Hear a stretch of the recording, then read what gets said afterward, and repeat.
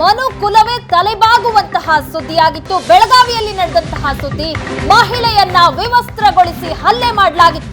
ಈ ಪ್ರಕರಣಕ್ಕೆ ಸಂಬಂಧಪಟ್ಟಂತೆ ಈಗ ಸಿಐಡಿಗೆ ರಾಜ್ಯ ಸರ್ಕಾರ ಈ ಪ್ರಕರಣವನ್ನ ವಹಿಸಿದೆ.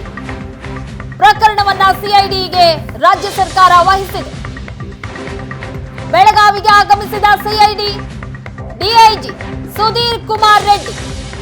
ನಿನ್ನೆ ಬೆಳಗಾವಿಗೆ ಆಗಮಿಸಿದ್ದ CID SP Prithvik Rashmi Parad, DYSP Anjumala Nayak ಸೇರಿ 6 ಜನರ ತಂಡ ಇದು.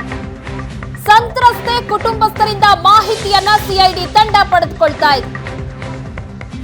ಮನುಕುಲವೇ ತಲೆ ತಗ್ಗಿಸುವಂತಹ ಘಟನೆ ನಡೆದಿತ್ತು. ಮಹಿಳೆಯನ್ನ ವಿವಸ್ತ್ರಗೊಳಿಸಿ ಹಲ್ಲೆ ಮಾಡಲಾಗಿತ್ತು. ಈ ವಿಚಾರಕ್ಕೆ ಸಂಬಂಧಪಟ್ಟಂತೆ ಈಗ ಸಿಐಡಿ ತನಿಖೆಗೆ ಸರ್ಕಾರ ವಹಿಸಿದೆ. ಇದೇ ವಿಚಾರಕ್ಕೆ ಸಂಬಂಧಪಟ್ಟ ಹಾಗೆ ಮಾಹಿತಿಯನ್ನ ಕೊಡ್ತಾರೆ ನಮ್ಮ ಬೆಳಗಾವಿಯ ಪ್ರತಿನಿಧಿ ಅನಿಲ್. ಇದೀಗ ನಮ್ಮ ಜೊತೆ ಸಂಪರ್ಕದಲ್ಲಿದ್ದಾರೆ. ಅನಿಲ್, ಮಹಿಳೆಯನ್ನ ವಿವಸ್ತ್ರಗೊಳಿಸಿ ಹಲ್ಲೆ ಮಾಡಿದಂತಹ ಪ್ರಕರಣವನ್ನ ಈಗ ರಾಜ್ಯ ಸರ್ಕಾರ ಸಿಐಡಿಗೆ ಒಪ್ಪಿಸಿರುವಂಥದ್ದು. ಈ ನಿಟ್ಟಿನಲ್ಲಿ ತನಿಖೆ ಯಾವ ಹಂತದಲ್ಲಿ ಸಾಗ್ತಾ ಇದೆ? ಯಾರೆಲ್ಲ ಈಗ ಜಿಲ್ಲೆಗೆ ಬಂದಿದ್ದಾರೆ? ಹೌದು ವಿನಾ, ಇಡೀ ದೇಶವೇ ತಲೆ ತಗ್ಗಿಸುವಂತ ಘಟನೆ ಬೆಳಗಾವಿಯಲ್ಲಿ ನಡೆದಿರುವಂತದ್ದು. ಬೆಳಗಾವಿಯಲ್ಲಿ ಚಳಿಗಾಲ ಅಧಿವೇಶನ ನಡೀತಕ್ಕಂತ ಸಂದರ್ಭದಲ್ಲೇ ಮಹಿಳೆಯನ್ನ ವಿವಸ್ತ್ರಗೊಳಿಸಿ ಹಲ್ಲೆಗೈದು ಆಕೆಯನ್ನ ಕಂಬಕ್ಕೆ ಕಟ್ಟಲಾಗಿದ್ದು. ಈ ಪ್ರಕರಣವನ್ನ ಇದೀಗ ಬಿಜೆಪಿ ಕೂಡ ಗಂಭೀರವಾಗಿ ಪರಿಗಣಿಸಿರುವಂತದ್ದು. ಬಿಜೆಪಿ ಈ ಪ್ರಕರಣ ಗಂಭೀರವಾಗಿ ಪರಿಗಣಿಸಿದಂತೆ ರಾಜ್ಯ ಸರ್ಕಾರ ಕೂಡ ಎಚ್ಚೆತ್ತುಕೊಂಡಿರುವಂತದ್ದು. ಈ ಪ್ರಕರಣವನ್ನ ನಿನ್ನೆ ಅಷ್ಟೇ ಸಿಐಡಿಗೆ ವರ್ಗಾವಣೆ ಮಾಡಿತ್ತು. ಸಿಐಡಿ ವರ್ಗಾವಣೆ ಮಾಡಿದ ಹಿನ್ನೆಲೆಯಲ್ಲಿ ಇವತ್ತು ಬೆಳಗಾವಿಗೆ ಸಿಐಡಿ ಡಿಐಜಿ ಸುಧೀರ್ ಕುಮಾರ್ ರೆಡ್ಡಿ ನೇತೃತ್ವ ತಂಡ ಬೆಳಗಾವಿಗೆ ಭೇಟಿ ನೀಡಿರುವಂತದ್ದು. ಇವತ್ತು ಬೆಳಗ್ಗೆ ಏನು ಜಿಲ್ಲಾಸ್ಪತ್ರೆಗೆ ಕೂಡ ಭೇಟಿ ನೀಡಲಿದೆ. ಅದ್ರ ಜೊತೆಗಿನ ಘಟನೆ ನಡೆದಂತಹ ಒಟ್ಟಮೂರಿಗೂ ಕೂಡ ಭೇಟಿ ನೀಡಿ ಕುಟುಂಬಸ್ಥರಿಂದ ಮಾಹಿತಿಯನ್ನ ಕಲೆ ಹಾಕಲಿದೆ. ಬಳಿಕ ಸರ್ಕಾರಕ್ಕೆ ವರದಿ ಸಲ್ಲಿಸುವ ಸಾಧ್ಯತೆ ಇರುವಂತದ್ದು ವಿನಾ.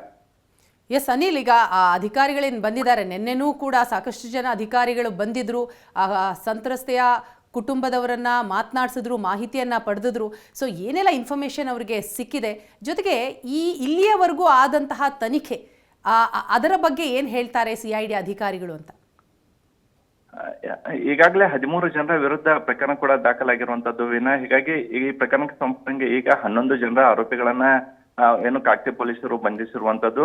ಎಲ್ಲ ಬಿಜೆಪಿ ಪ್ರತಿಭಟನೆ ನಡೆಸಿದಂತೆ ಸರ್ಕಾರ ಕೂಡ ಎಚ್ಚೆತ್ತುಕೊಂಡಿರುವಂತದ್ದು. ಈ ಪ್ರಕರಣ ಸಿಐಡಿಗೆ ವಹಿಸಿರುವಂತದ್ದು. 11 ಜನ ಆರೋಪಿಗಳಿಗೆ ಈಗ ನ್ಯಾಯಾಂಗ ಬಂಧನಕ್ಕೆ ನೀಡಿರುವಂತದ್ದು. ಈಗ ಎಲ್ಲ 11 ಜನ ಆರೋಪಿಗಳು ಕೂಡ ಬೆಳಗಾವಿ ಹಿಂಡಲ್ಗ ಜೈಲಿನ ಇರುವಂತದ್ದು. ಇನ್ನಿಬ್ಬರು ಆರೋಪಿಗಳು ತಲೆಮರೆಸಿಕೊಂಡಿರುವಂತ ಅವರಿಗೂ ಕೂಡ ಕಾಕತಿ ಠಾಣೆ ಪೊಲೀಸರು ಕೂಡ ಶೋಧ ಕಾರ್ಯ ನಡೆಸಿರುವಂತದ್ದು. ಮತ್ತೊಂದೆಡೆ ಇವತ್ತು ಮಾನವ ಹಕ್ಕುಗಳ ಆಯೋಗದ ಏನು ಡಿಐಜಿ ಕೂಡ ಬೆಳಗಾವಿಗೆ ಭೇಟಿ ನೀಡಿರುವಂತದ್ದು. ದೆಹಲಿಯಿಂದ ಅವರು ಬೆಳಗಾವಿ ಸಾಂಬ್ರಾ ವಿಮಾನ ನಿಲ್ದಾಣಕ್ಕೆ ಕೂಡ ಆಗಮಿಸಿರುವಂತದ್ದು. ಇವತ್ತು ಅವರು ಕೂಡ ಆಸ್ಪತ್ರೆಗೆ ಭೇಟಿ ನೀಡಿ ಏನು ಸಂತ್ರಸ್ತೆಯಿಂದ ಮಾಹಿತಿ ಕಲೆ ಹಾಕಿ ಹಾಗೂ ಕುಟುಂಬಸ್ಥರನ್ನು ಕೂಡ ಮಾಹಿತಿಯನ್ನ ಕಲೆ ಹಾಕಲಿದ್ದಾರೆ. ಅದರ ಜೊತೆಗೆ ಸಂತ್ರಸ್ತೆಯ ಆರೋಗ್ಯವನ್ನು ಕೂಡ ವಿಚಾರಣೆ ನಡೆಸಲಿದ್ದಾರೆ. 21 ದಿನಗಳ ಒಳಗಾಗಿ ನ್ಯಾಯಾಲಯಕ್ಕೆ ಚಾರ್ಜ್ ಶೀಟ್ ಅನ್ನು ಕೂಡ ಸಲ್ಲಿಸುವ ಸಾಧ್ಯತೆ ಇರುವಂತದ್ದು ವಿನಾ.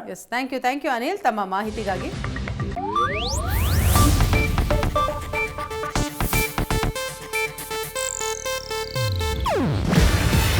ಇದು ಏಷ್ಯಾನೆಟ್ ನ್ಯೂಸ್ ನೆಟ್ವರ್ಕ್ ಪ್ರಸ್ತುತಿ. ನೀವು ನೋಡ್ತಿದ್ದೀರಾ ಏಷ್ಯಾನೆಟ್ ಸುವರ್ಣ ನ್ಯೂಸ್.